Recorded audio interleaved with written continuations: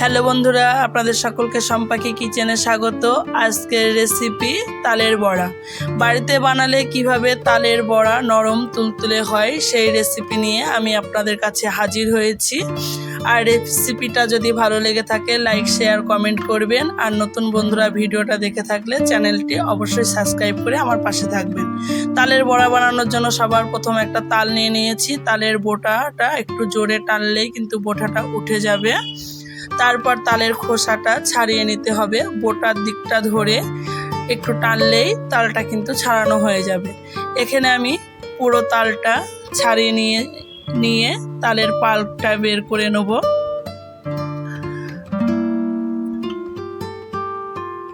তালটা ছাড়িয়ে নিয়ে তিনটে আটি আছে, তিনটে আটি আলাদা করে নিলাম। এবার তালের পাল্পটা বের করে নেওয়ার জন্য একটা গ্রেটারের দরকার। আমি গ্রেটারের সাহায্যেই তালের পাল্পটা বের করে নেব।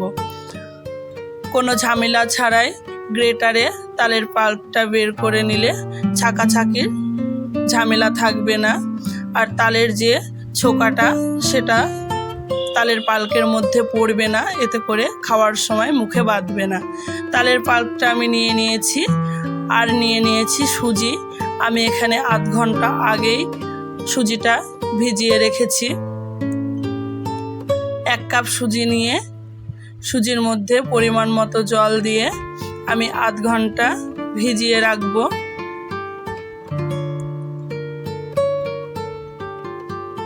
সুজিটা দেওয়ার ফলে কিন্তু তালের বড়াটা খেতে খুব সুন্দর টেস্ট হয়। দেখুন বন্ধুরা, সুজিটা কিন্তু আধ ঘন্টা ভেজানো হয়ে গেছে। আর নিয়ে নিয়েছি চিনিটা আমি একটু মিক্সারের সাহায্যে গুঁড়ো করে নিয়েছি। আর আটা, আর নিয়ে নিয়েছি তালের পাল্প। এবার তালের পাল্পের মধ্যে সবার প্রথম আমি দিয়ে দেবো যে সুজিটা ভিজিয়ে রেখেছি, সেই সুজিটা জল সমেত। এরপর দিয়ে দেবো আটা। এখানে আমি নিয়ে নিয়েছি 600 গ্রাম মতো আটা। সব আটাটা আমি একসাথে দেবো না, কিছুটা রেখে দেবো, পরে প্রয়োজন হলে দিয়ে দেবো। আর দিয়ে দিলাম 550 গ্রাম মতো চিনি। এবার দিয়ে স্বাদ মতো লবণ দিয়ে দিয়েছি। এবার ভালোভাবে হাত দিয়ে চেপে চেপে মেখে নিতে হবে। একটু ফেটিয়ে এইভাবে মেখে নিলে কিন্তু তালের বড়াগুলো খুব সুন্দর নরম হয়।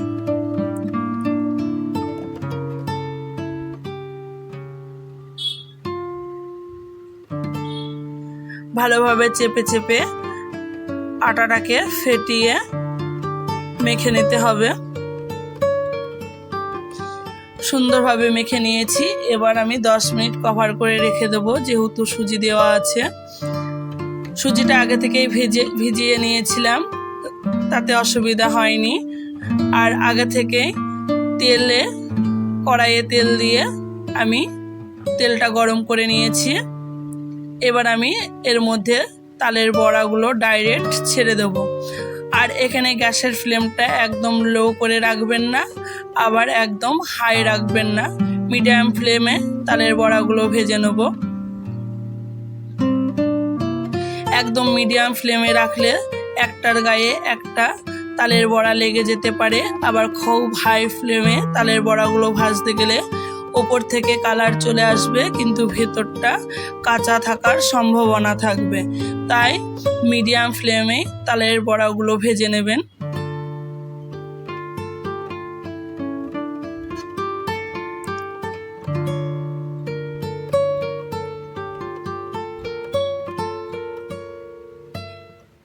এক পিঠটায় কালার চলে এসেছে। এবার আলতো হাতে উল্টিয়ে ওপর পিঠটা হতে দিতে হবে। তালের বড়াগুলো ভাজতে আমার এখানে সময় লেগেছে 5 থেকে 6 মিনিট।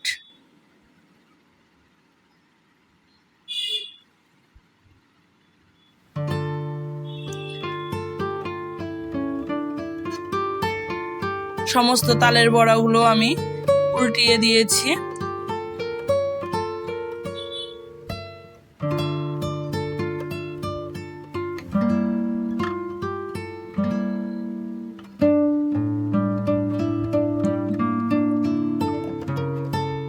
এইভাবে উল্টিয়ে পাল্টিয়ে তালের বড়াগুলো ভেজে নিতে হবে। দেখুন কত সুন্দর তালের বড়াগুলো কালার এসেছে আর কত সুন্দর বড়াগুলো ফুলেছে। সমস্ত তালের বড়াগুলো আলাদা পাত্রে তুলে নিয়েছি। আবার আপনাদেরকে দেখিয়ে দিচ্ছি তালের বড়া একইভাবে আমি তেলের মধ্যে ডাইরেক্ট দিয়ে দিচ্ছি একটা একটা করে।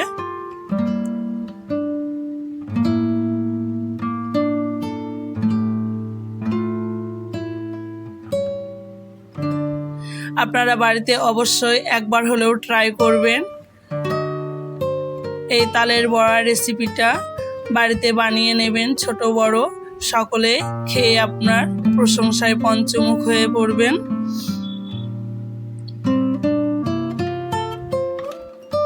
একইভাবে আমি তালের বড়াগুলো উল্টিয়ে পাল্টিয়ে ভেজে নেব।